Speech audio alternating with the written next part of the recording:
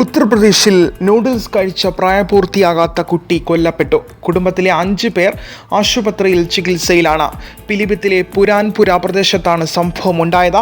വ്യാഴാഴ്ച രാത്രി നൂഡിൽസും അരിയാഹാരവും കഴിച്ചതിന് പിന്നാലെയാണ് 3 കുട്ടികളടക്കം കുടുംബത്തിലെ 6 പേർക്ക് അവശതയുണ്ടാകുന്നത്.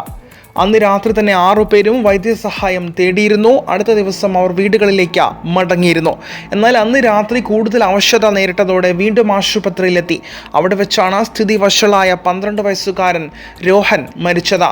മറ്റൊരു കുട്ടി വിവേകിൻ്റെ നില അതീവ ഗുരുതരമാണെന്നും ഭക്ഷ്യ വിഷബാധ ഏറ്റതാണ് മരണകാരണമെന്നും പിലിഭിത്തിലെ കമ്മ്യൂണിറ്റി ഹെൽത്ത് സെൻ്ററിലെ ഡോക്ടർ റാഷിദ് സ്ഥിരീകരിച്ചിട്ടുണ്ട്. ചികിത്സയിലുള്ള മറ്റുള്ളവരുടെ ആരോഗ്യനില തൃപ്തികരമാണെന്നാണ് ആശുപത്രിയിൽ നിന്ന് ലഭിക്കുന്ന വിവരം. സംഭവത്തിൽ കുടുംബം പരാതി നൽകിയിട്ടില്ലെന്നാണ് പോലീസ് പറയുന്നത്.